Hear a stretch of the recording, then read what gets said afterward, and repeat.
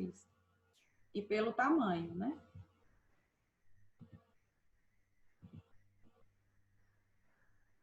Aqui também a gente vê um paciente que sofreu trauma, né?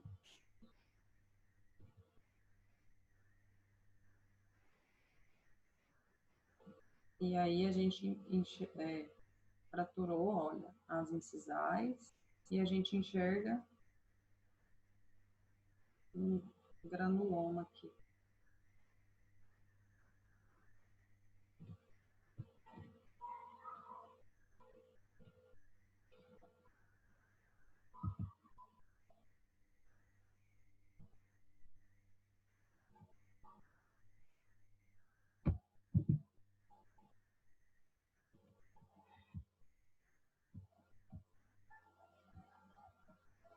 O Carlos não conseguiu entrar, não?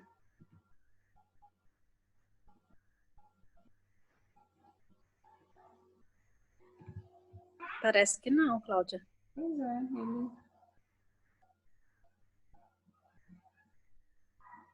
Cláudia, nessa imagem que tá aí, ela é o cisto, certo? Porque já ultrapassou Oi, Eliado. essa imagem que está no slide, ela é considerada já como um cisto ou como um granuloma? Mas pelo tamanho dela já? Então, é um granuloma grande, Entendi. mas quando você vê que a borda da lesão, vê que a gente não enxerga aquele halo radiopaco como se fosse uma linha desenhando a lesão. Uhum. Vou te mostrar a anterior para você ver a Porque diferença. a outra é mais escura, né? É, assim, nem é questão de ser escura. É porque depois, quando você assistir a aula lá, você vai ver o mecanismo de formação do cisto, né?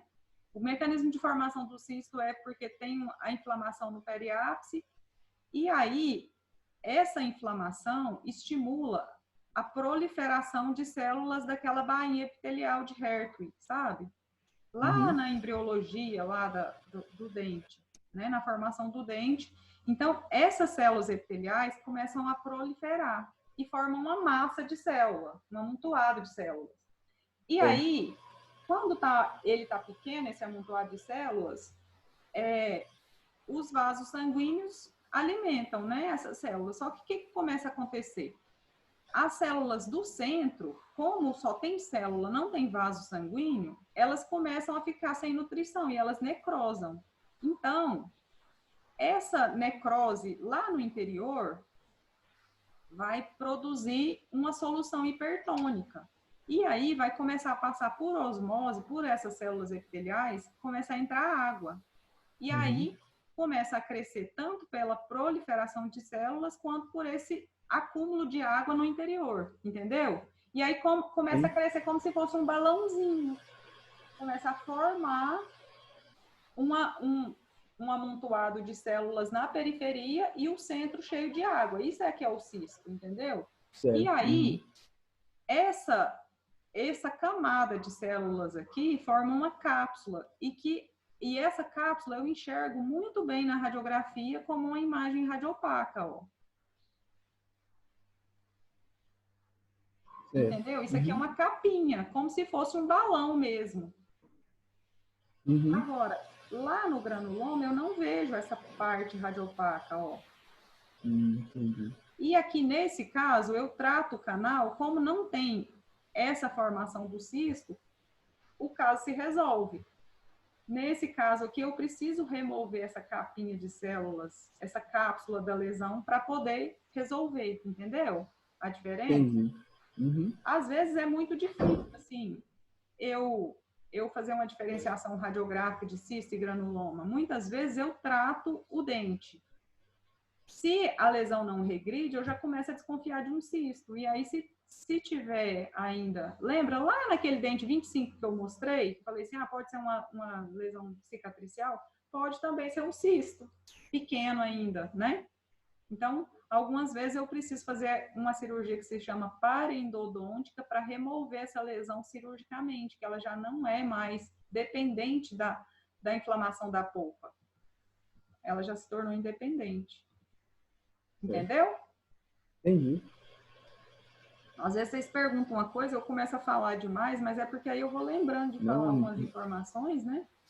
é sempre um acréscimo, pode ficar É, sempre tranquilo. um acréscimo. Por isso que é legal uma aula, assim, quando se faz pergunta, né? Que através da pergunta.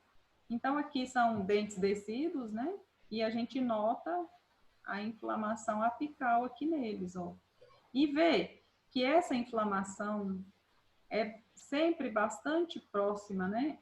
Essa infecção apical é sempre próxima do capuz pericoronário, do dente permanente. Então, às vezes, pode produzir alterações nos dentes permanentes, essa continuidade dessa inflamação aqui, né, próxima. E essa Aqui, inflamação pode passar por permanente, Cláudia? assim, Ou não? não é que passa, Joalice, é que pode produzir alterações na formação do esmalte, por exemplo, né? Eu queria falar, devido a ele estar em inflamação. Oi? Por isso a minha pergunta, devido o permanente estar em formação, já está vindo, né? Se a inflamação passava para ele. Então, às vezes, também pode produzir problema de erupção, né? Esse estímulo aqui pode produzir algum cisto, sabe, do capuz pericoronário no dente permanente, tem esses casos. Então, não é legal, né? Um dente desse funcionado na boca. Aqui é um slide mostrando a diferença de displasia segmento-óssea, né? Que é aquela que eu mostrei, né? Para osteite condensante, ó. A mais? É uma figura de internet, não é muito legal, mas ela é bem didática. A gente nota a osteite condensante, né? O alargamento do espaço periodontal, infecção óssea, né? Osteite e uma cárie grande. Aqui, ó, a gente vê uma área apical, né? Uma lesão envolvendo o ápice do dente, e a gente vê formações, mas ela é radiolúcida, e a gente vê formações, condensações ósseas no interior, né? Então, num caso desse, eu desconfio de lesão apical, de displasia de segmento óssea. Aqui outro caso, ó, de osteite condensante, né? Ó, um canal mal tratado, né? Não chegou no ápice. E a gente nota uma área mais radiolúcida e depois uma área radiopaca de osteite condensante. Nesse dente aqui, ó, é osteite condensante? Não, né? O paciente que já tem uma tendência, né, de produzir umas condensações ósseas, né, umas formações ósseas. E aí, quando vem a inflamação, piora o caso, né? Condensa mais ainda, ao invés de destruir osso, forma. Outra radiografia, né? Ruim também a radiografia, que a gente nota uma cárie aqui e uma restauração grande e uma destruição óssea. Olha como é diferente o padrão, né? Da lesão apical no dente descido. Ele vai até na furca, ó. Ele não forma aqui no ápice, né? Geralmente ele envolve a furca. Olha a diferença do padrão de imagem daqui para cá. E aqui é o que eu tinha mostrado para vocês de osteomielite, né? A gente vê uns cortes tomográficos, né? A gente vê uma grande destruição aqui.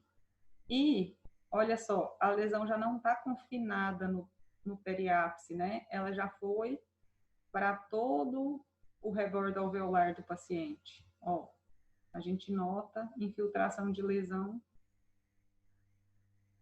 no rebordo, né?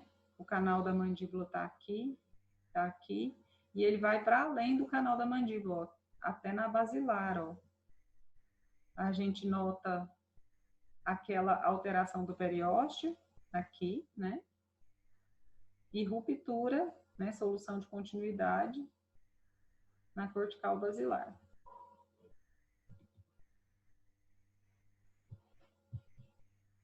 Mais uma lesão apical, né?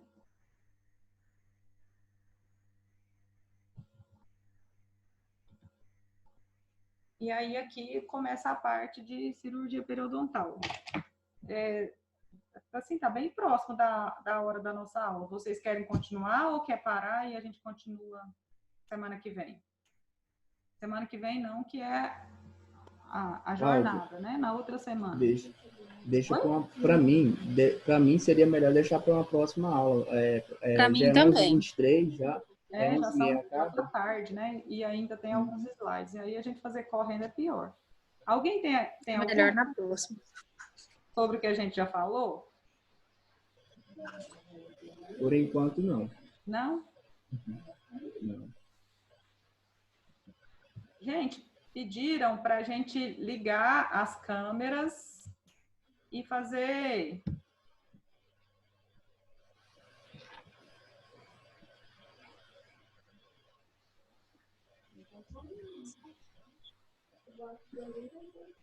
Ah, não, Cláudia.